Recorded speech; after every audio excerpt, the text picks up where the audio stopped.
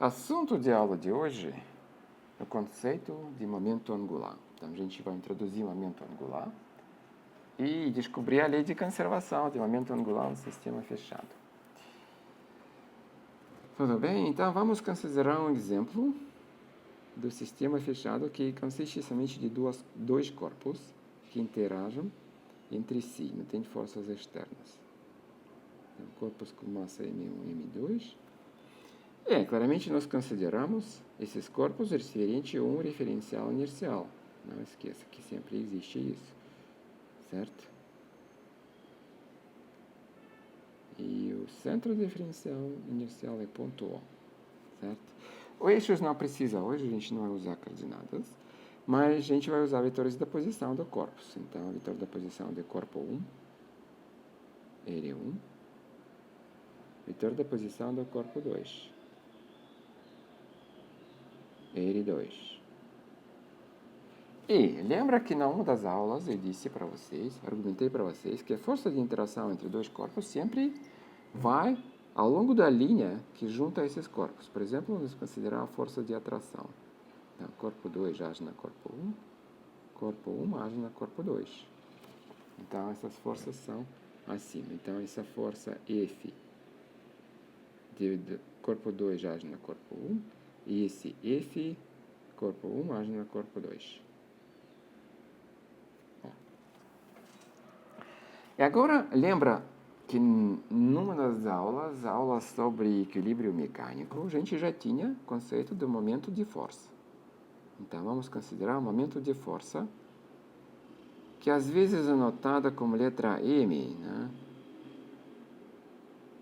Ou letra L, depende dos livros. Mas a gente não vai usar anotação por enquanto nenhuma.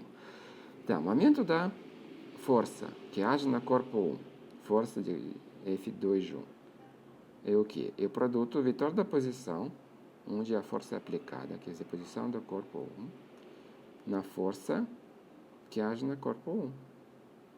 Certo?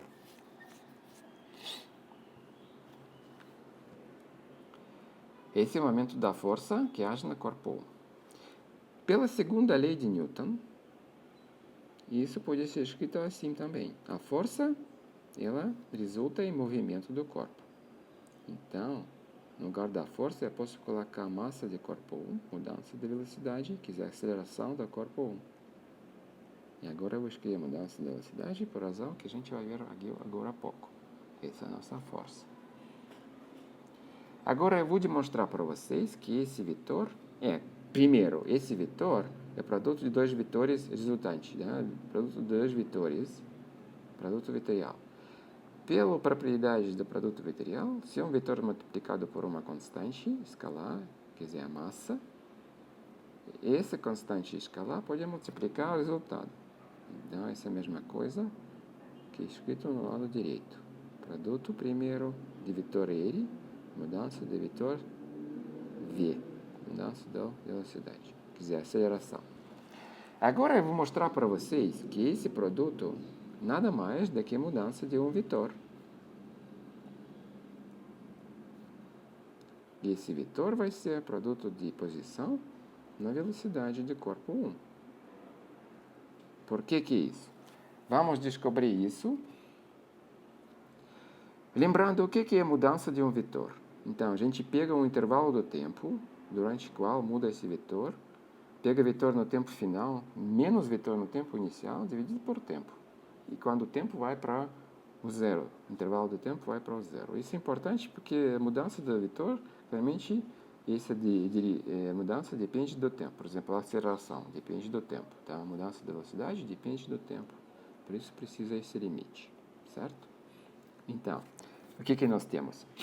Primeiro nós dividimos por ΔT, né? E agora eu vou escrever o que nós vamos dividir. Vetor, que é o resultado do produto de dois vetores no tempo posterior, T mais ΔT, quer dizer, R1, no T mais ΔT, multiplicado no vetor velocidade, no T mais ΔT, esse no tempo final. E esse produto é nosso vetor no tempo final, menos vetor no tempo inicial, quer dizer, vetor no tempo t.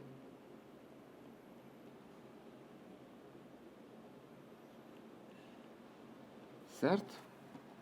Agora eu vou fazer o seguinte, como lado direito. Eu vou adicionar e subtrair termos no lado direito, os mesmos termos. Então, o resultado claramente não muda. Mas isso permite-me calcular esse resultado, quer dizer, limite. Agora, o que eu vou adicionar? Eu vejo aqui vetor da posição e vetor da velocidade no tempo final. Ambos. Eu vou agora adicionar e subtrair um termo que também é produto. Então, vai ser, só que vai ser o seguinte. Vai ser vetor da posição. Então, o termo que eu tenho é esse. Vetor da velocidade, um tempo t mais delta t, certo? E eu vou subtrair e adicionar o seguinte, vetor da posição, um tempo t mais delta t, multiplicado no vetor velocidade no tempo t. Ó, e como eu subtrair isso aqui, eu preciso adicionar essa mesma coisa. Vetor da posição, um tempo t mais delta t, multiplicado por vetor da velocidade no tempo t. Então, isso cancela aqui, adicionei, subtraí. E agora nós temos outro termo final, esse produto, tempo t.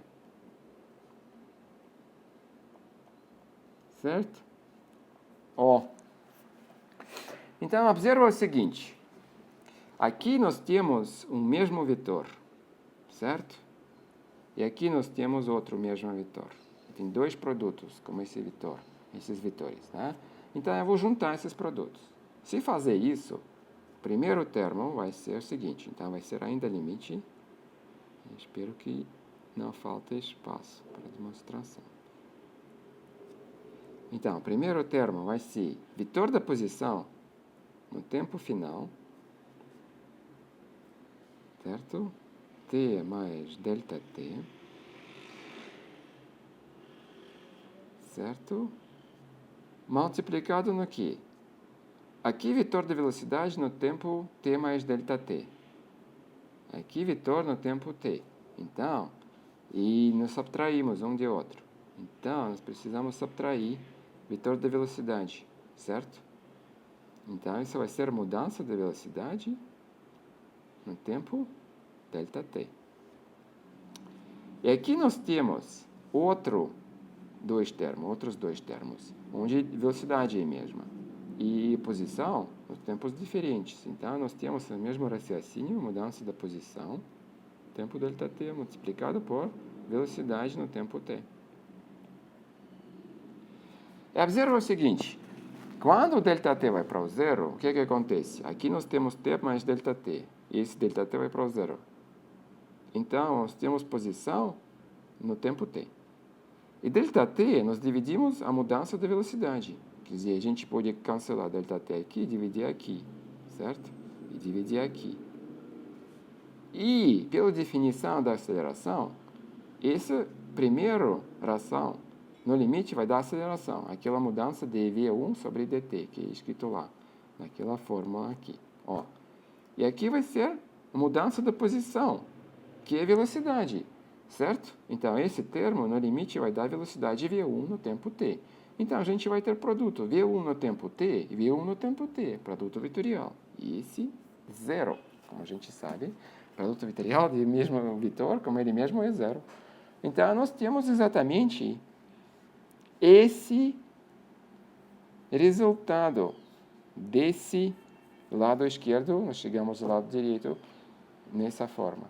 Então, nós demonstramos o seguinte. Espaço aqui falta. Nós demonstramos o seguinte. Nós pegamos um sistema de dois corpos que interagem. Tá, preciso desenhar de novo. Corpo M1, M2. Tem vetores da posição, que eu vou desenhar primeiro. Simplicidade.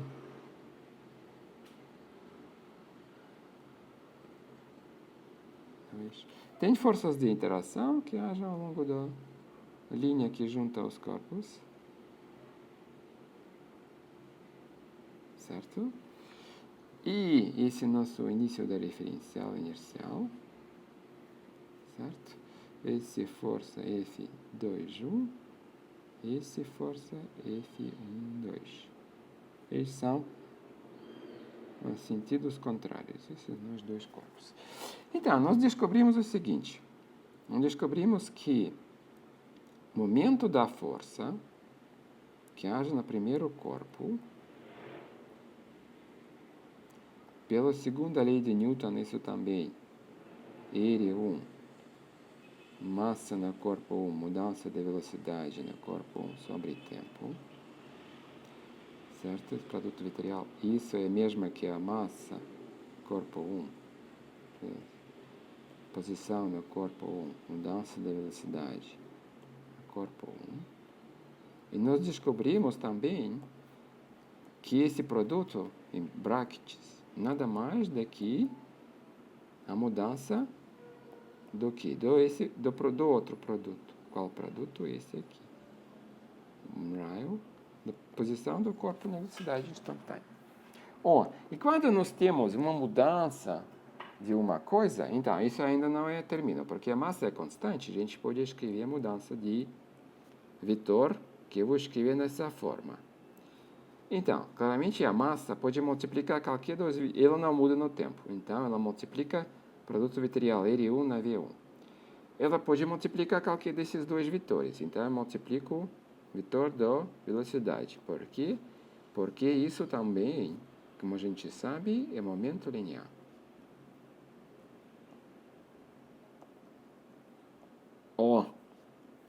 Então, momento linear de um corpo multiplicado pelo vetor da posição desse corpo, mudança desse vetor aqui, igual a momento da força aplicado no corpo.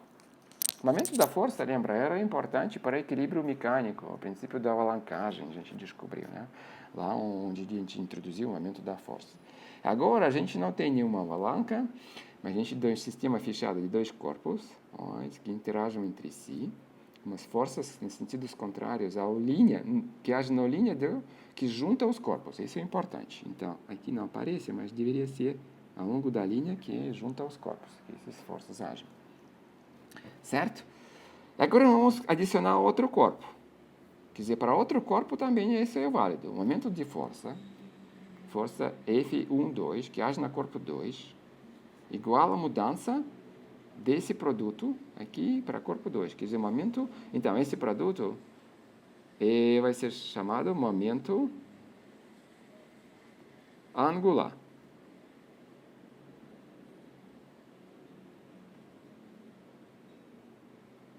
Momento angular. Então, esse produto aqui é o momento angular. Certo? Então, se nós adicionamos duas mudanças de momentos angulares de corpo 1 e corpo 2,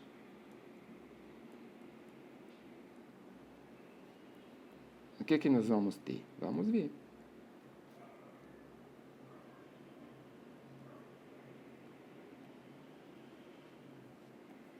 Então, como para corpo 1, para corpo 2, isso também é momento de força. Então, esse primeiro é momento de força, segundo, mudança é momento de força. Então, nós vamos ter a soma dos momentos de força. O que é? R1. Então, aqui deveria ser, 2, né? Força que haja de corpo 2, né? Corpo 2 age no corpo 1. Mais posição do corpo 2 e a força que ele sofre 1, 2. Agora, a gente lembra a terceira lei de Newton, que a força F2 igual a menos força F1. F1, 2 igual, F2, 1 igual a menos F1, 2, certo? Então, isso aqui vai ser menos F1, 2 também, essa força, certo? Então, nós temos produto menos vetor no vetor. Esse é menos produto R1 nesse vetor, certo? Então, R1 multiplicado no produto vetorial com F1, 2 e com sinal menos em frente, mais R2 na F1, 2. Então, nós temos produto com o mesmo vetor, F1, 2, né? Dois vetores diferentes. Qual é? R2 menos R1. usando somente as regras do produto vetorial, que a gente deveria aprender na parte 1. F1, 2, certo? Agora, lembramos que essa força F1, 2 deve agir realmente na linha que junta os dois corpos, paralelo à linha que junta os dois corpos. E o que é R2 menos R1? Esse é um vetor, certo? Que parte do termino do vetor. Então, como que achar esse vetor? Nós temos menos R1. Então, nós partimos do termino do vetor R1 e ímos no sentido do início da referencial. E depois nós vamos no sentido do vetor R2, na direção do vetor R2. Então, é esse ponto, certo? Então, nosso vetor, na verdade, ao longo da linha que junta esses dois corpos. Na verdade, esse vetor é vetor entre corpo 1 e corpo 2, que inicia na corpo 1 e termina na corpo 2. Então, esse vetor, R2 menos R1, paralelo à força. E produto vetorial de dois vetores paralelos é zero. Então, nós descobrimos a lei de conservação de momento angular no sistema fechado, nesse caso, dois corpos. Mas, claramente, como é que os corpos interagem com forças, quer dizer, corpo 1, corpo... E se nós temos mais corpos no sistema, o que vai acontecer? Vai ter mais termos, mas a regra vai valer. Por quê? Porque forças entre os corpos agem na linha que junta esses corpos. Então, contribuição dessa força ao momento de força vai cancelar contribuição ao aumento de força que esse corpo age para outro corpo. Quer dizer, corpos estão agindo um ao outro com aumento de força. Mas soma esses momentos de força, como a gente descobriu aqui, é zero. Mas se tem mais corpos, eles também agindo com forças assim que a soma dos momentos de força é zero. Então, se soma momentos de força no sistema é zero, o momento angular vai se conservar também para o sistema de mais corpos, como é que é para o sistema de dois corpos. Certo? E aqui eu relembro para vocês por que eu disse para vocês que a força de interação entre dois corpos, por exemplo, nesse desenho aqui, M1 e M2, deve ser ao longo da linha que junta esses corpos. Não pode ser, por exemplo, perpendicular à linha. A gente poderia imaginar as forças acima. Uma força age nesse sentido, nessa direção, e a força, segunda força nesse. E vai observar ali terceira lei de Newton. Se força nos sentidos contrários, e módulo é o mesmo, né? Mas isso não pode acontecer na natureza, exatamente porque eu falei para você porque isso quebra a simetria de rotação.